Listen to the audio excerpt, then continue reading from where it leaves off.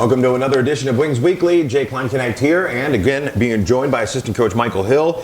Coach, thanks for coming on and having spend a little time with us here. Yeah, my pleasure. Well, let's start with the weekend. A 3-0 win on Friday night, 37 shots on goal compares to 31 for the Wilderness. The power play was 0-4, penalty kill was perfect on six attempts.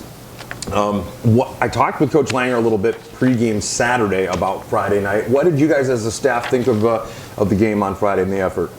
I think we're very opportunistic. Is that how you say it? Yeah, we'll say it like that. About our line rushes, that was the majority of our chances. We were getting up ice in a hurry, and that was good for our guys because we're getting our feet going. But like we just want to generate a little bit more offensive zone time.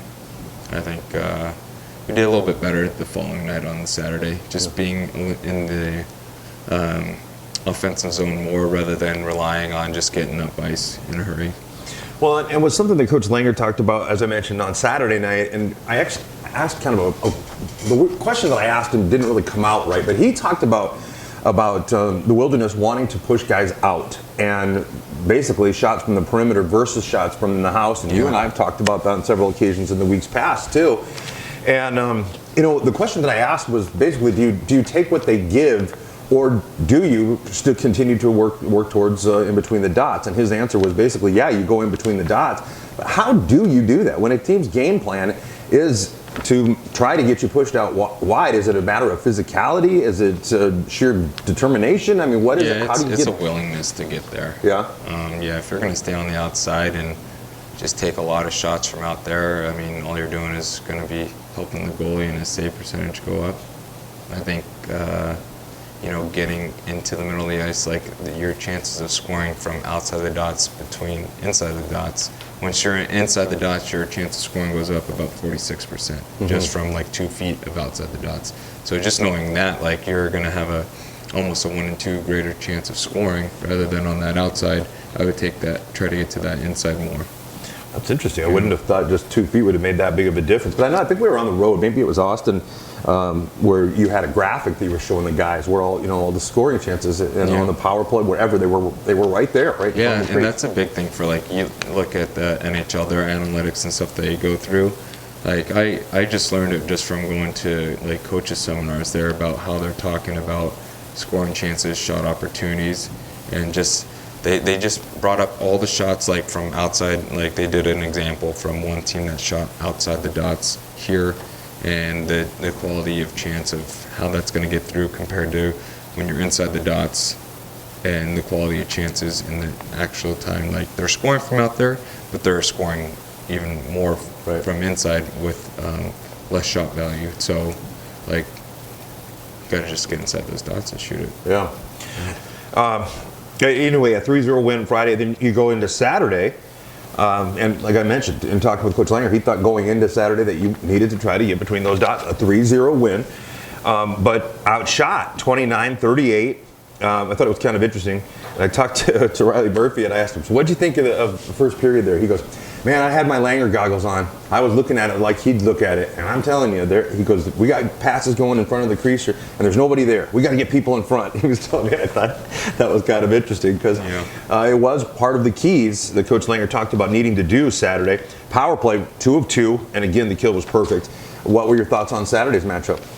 Saturdays, I think it was a big-time special teams game. Yeah.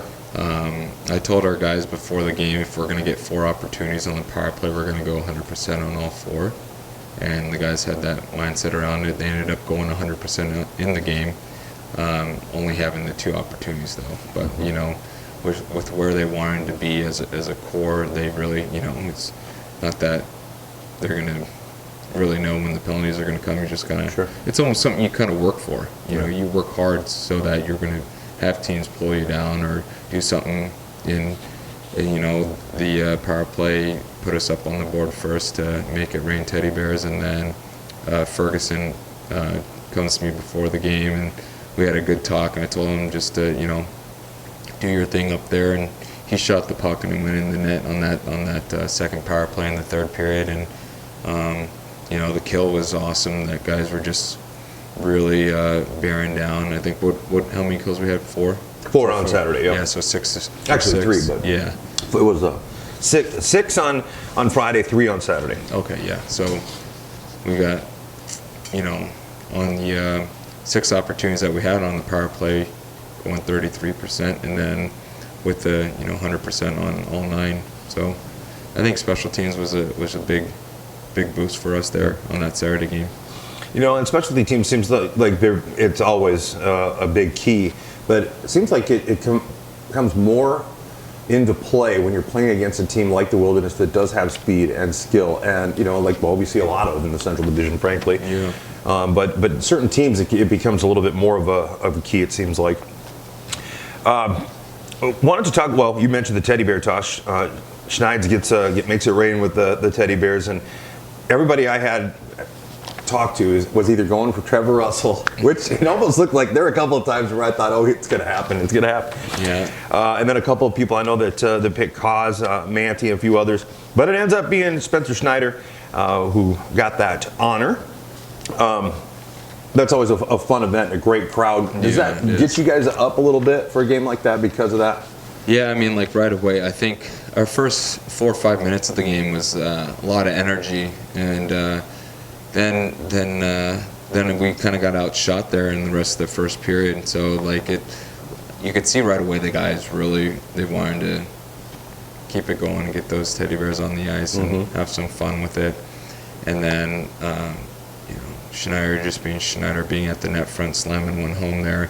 And like you said, could have been Russell there. He just misses the net, but there's a rebound off the back wall, and Schneider puts it in there. And but yeah, it's always a lot of fun for the guys to actually get that one there. I feel like it can be a little bit stressful too, because I can remember in years past where there's 2 periods in the books, and everyone's kind of going, are they going to score? That's been quite a ways in the past, but still. Like Coach Langer said on Saturday night, he said he just hopes that happens early just to get it kind of out of the way. Even yeah, looking back at the last 3 years I've been here and we've done that teddy bear toss, I think it's been maybe the second period.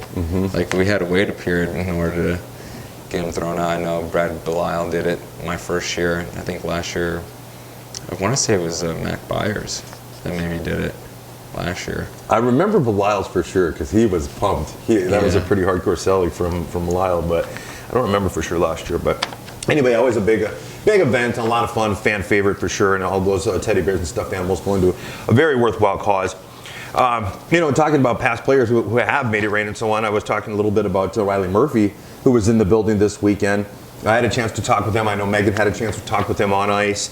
I wanted to talk with you as a coach about what it means to the younger players when a guy like that comes back and he's wearing that ring, and he's spent 4 years in this facility and in this town, a big part of the Aberdeen Wings, and I would think there'd be a little bit of inspiration, where some guys are kind of looking at him like, wow, that's kind of cool. I mean, just seeing like where he started in his junior hockey career and kind of how he left his mark here and kind of left the jersey in a better place, and then guys kind of see someone like him who's put in the time, got rewarded for putting in the right time, and played the right way here, and up in college at UAF now. And unfortunately, they didn't have a season this year, but he had some good things to say about just the way that their team was shaping up to be and how the guys that moved on. We had like 3 or 4 guys that went up there, and just it's good hearing about that. And the guys hear the stories from him, and he comes down.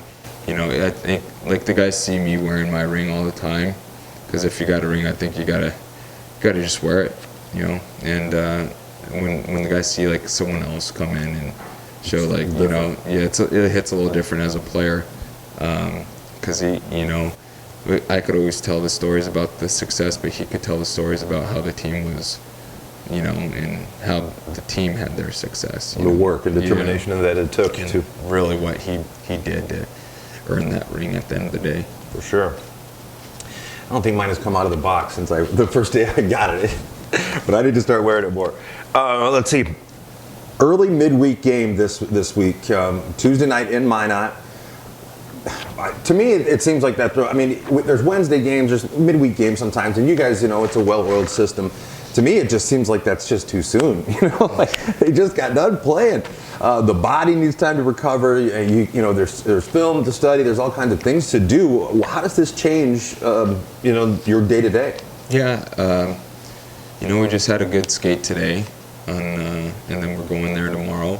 I think leaving like on the game day, it's going to be the same as if we left on a Friday game day. So the only thing is you look at the recovery and the preparation part of playing against the opponent. Like, the video I think is a big part of it. The guys are going to get educated as best they can. I think they're going to be ready to go. I'm going to give them all the information they need to be successful.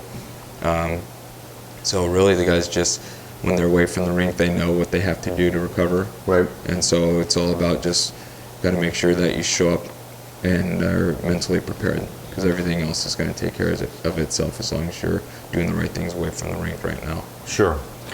Well, again, in Minot Tuesday, and then Friday and Saturday in St. Cloud. So a handful of road games coming up for the Wings. Coach, I think that's just about all I've got for you. We'll run through the standings here real quick, though.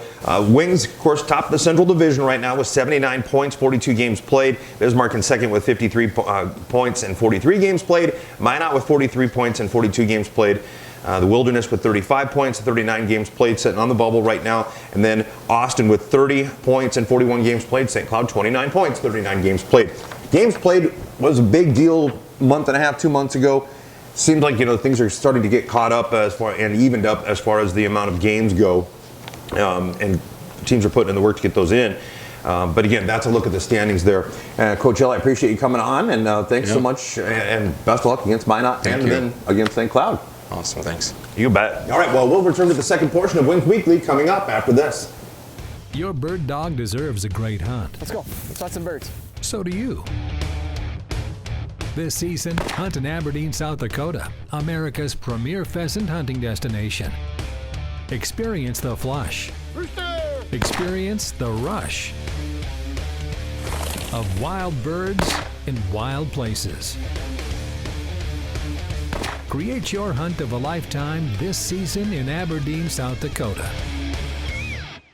Welcome back. It's the second portion of Wings Weekly. We continue on, and as usual, a player joining me. This time it's Michael Reed of Knoxville, Tennessee. Thanks so much for coming on the show. Of course. Glad to be here. All right. Well, I always start off with pretty much everybody. It gets to be a little generic, I guess, but we have to know how you got started, how old you were when you first started skating, and who some of your influences were. Did you have any family members or anything that were into hockey that you kind of got going that way, or how'd you get started? When I was 4 years old, I started skating because my brother played hockey. Okay. He used to play roller hockey, but then he started playing ice hockey with his friend, and I just got into it through him, and he's influenced me the whole way. Right on. Roller hockey, I'm surprised sometimes, when I guess I'm old, but I didn't realize how much of an influence it could be. But there's a lot, especially in the warmer climates in Florida, in Las Vegas and Arizona and stuff. It's pretty big. Yeah, that's where I was born down in Florida, so that's where he started playing. Gotcha. Yeah. Okay. Do you have any hobbies or anything that you like to do outside of preparing for games and working at the ODI Center for the upcoming games, practice and stuff like that? You golf at all, or maybe you hunt and fish? I don't golf a lot. I like doing it, but I mainly fish. I fish a lot. Yeah. Yeah. We actually just went right before this. Oh, yeah. We had a short break, and me and Nate went and fished. Catching anything? Yeah, we caught 4 pike. Excellent. Yeah.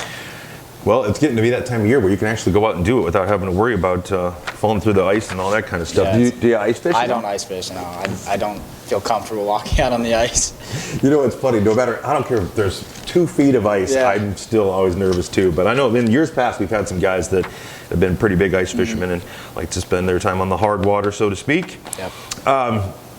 You actually came a latter portion of last week and played, or last year, excuse me, and played I think 12 games with the Wings last year. So you, not a rookie, you knew what to expect coming into this year, even though last year ended so weird. Yeah.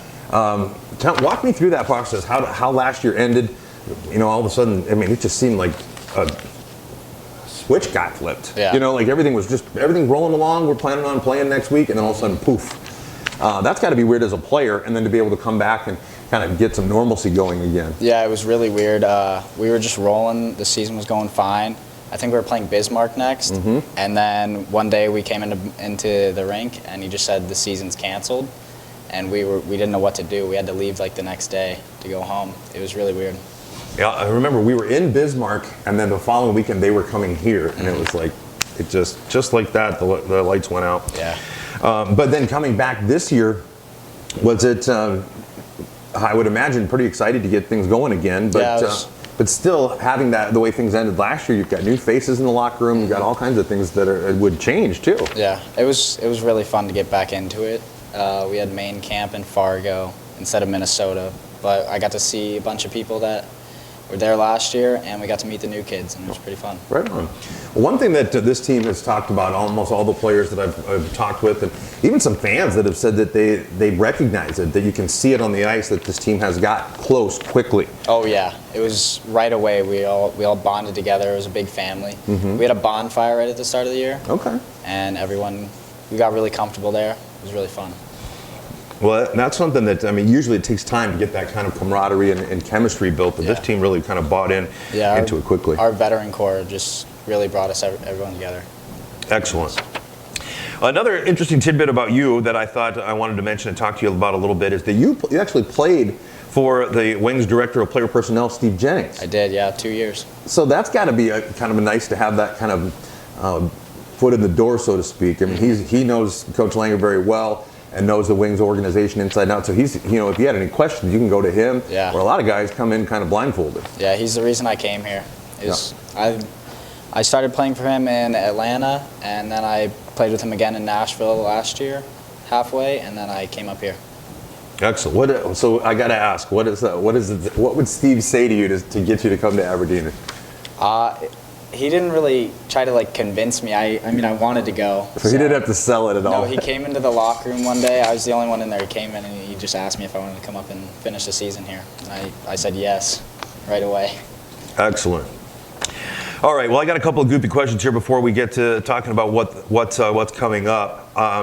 One thing I always ask players, because I don't know, it seems like this year that's been pretty mild, but there have been some players that I've talked to in the past that have some pretty kind of crazy superstitions and routines that they go through on game days. Do you have a game day routine and any superstitions that you have to kind of adhere to, otherwise you just feel off? I don't think I have any superstitions. It's more just routines. Yeah. After morning skate, we go to Roma's with a bunch of the guys. I always get chicken parm with pink sauce because I just think it tastes really good. Right on. Go home, take a nap from 12:30 to 2:30 or 3, and then me and Karlstrom make chicken and rice, have that, and then we come to the game. I take Verts because Carl goes a little earlier, but I take Nate and we leave at 4:30. So no routine really.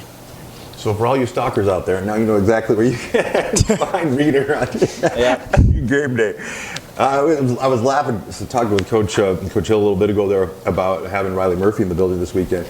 I was laughing because he told me I had him on the air in between his first and second period. He said he had to go to Roma's before the game. Yeah. I said, Murph, you still have that. He goes, I couldn't. I had to go to Roma's before the game. So I had laughed at that. Murph actually created they bring oil for the bread. They bring oil, and then he had them bring ranch. I don't know when he started it. It might have been 2 years ago. And you mix the oil and ranch. It is the best combination I've ever had. It is delicious. Unreal. They usually put balsamic vinegar in that oil. But yeah, they do. Ranch, huh? They do, and then we pour the ranch on it and mix it all together. Wow. It's really good. I have to check that out. How about music? What kind of music do you like? I mean, the locker room is always jamming, it seems like. What music do you listen to that gets you pumped, that gets you going? Usually when we're playing sewer, I have my AirPods in. I'm listening to EDM music. Or sometimes I mix in rap. But when I'm not playing, I like EDM and classic rock. I like both of those. So. Excellent. If you had a choice and you had to live in a sailboat for the rest of your life or an RV. So sailboat, you can go anywhere, well, I mean, pretty much anywhere in the ocean or whatever, and you have the same luxuries, the same refrigerators and all that kind of stuff, or an RV where you can travel anywhere into parks or whatever else. What would you prefer? I think I would live in an RV. More like a van Yeah. I see TikToks of people that live in vans and they get to travel everywhere. I think that's so cool. I would totally do that. I've seen some too where they've revamped or renovated school buses and things Yeah. like that. And it feels like it'd be safer too. I don't know. I'd be uneasy on a sailboat. Yeah. If you had, again, a choice, if you had to work a job that was really easy, but you're working for someone else, or you worked for yourself, like you owned your own company or your own job, but it was really challenging and really hard work, which would you rather have? I would definitely own my own business and work really hard. I love being in charge. Yeah? Yeah. Well, that actually transitions into my next question. What would your dream job be if you're not playing hockey and say 10 years from now or whatever? What does Michael Reed want to do? See, I have no idea what I want to do, but what I think is really fun is making music. We make music in our off time sometimes. Okay. And I think that's really fun. If I could somehow get a career in music, that would be fun. Like as a producer or something like that? Yeah. Well, we had a screenplay writer on earlier this season, and now a music producer. This team's got talent, folks. Oh, let's see. We've got a midweek game. I was talking with Coach Hill. It's not the first time that there's been a midweek game, but to me, a Tuesday just seems early. How do you, as a player, how do you prepare? Coach Hill mentioned, that from a player standpoint, as long as you're doing the right things off the ice and taking care of your body and stuff, that the rest of the tools will be given to you as far as the game plan and all that kind of stuff. But it's got to change things up a little bit, I would think. Yeah, with practices, it's really weird. Like today, we only had a 30-minute practice, and just get a little sweat in. But the practices are really weird, and Turn around and jump on the bus tomorrow, and then come back and jump on it again on Friday. Yeah, it's a quick week. It is. All right, well, that's just about all I've got for you. I really appreciate you coming on, though. I wanted to run through a couple of notes here, folks. As I mentioned, Tuesday, April 6th, the Minot Minotauros. The Wings are up there at 7:05 puck drop. Friday and Saturday, April 9th and 10th, as we just talked about, against the St. Cloud Norsemen. A time change has been announced, so pay attention to this. 7 p.m. puck drop on Friday, 4 p.m. on Saturday. 4 o'clock in the afternoon on Saturday. And we are taking the fan bus still on Saturday, but the times have changed. You will load at 9:30 here at the ODI Center and depart for St. Cloud at 10 o'clock. Again, a time change on Saturday's game. Contact Megan at mrosendahl@aberdeenwings.com for more information or to reserve your spot. I think there are still some spots available. Watch all Wings away games at Buffalo Wings and Rings in Aberdeen or by logging on to hockeytv.com. Listen on 94.1 The Rock, hubcityradio.com, or the Rock app. Important upcoming dates. Season ticket appreciation night is April 16th. Parents Weekend is April 14th and 15th. And the awards banquet will be May 16th. More information on that coming soon. Corporate night sponsorships are still available for home games throughout the 2020-2021 season and playoffs. Call Aaron at 605-380-5852 for more information. Don't forget, Wings Weekly is now a podcast. Find the audio for this season's episodes on Spotify, Stitcher, or iHeartRadio. And for all the latest news and information on the Wings, visit aberdeenwings.com or follow us on Facebook, Twitter, and on Instagram. Once again, Mike Reed, I appreciate you coming on. Yeah, thank you for having me. You bet. Well, folks, that'll do it for this week's Wings Weekly.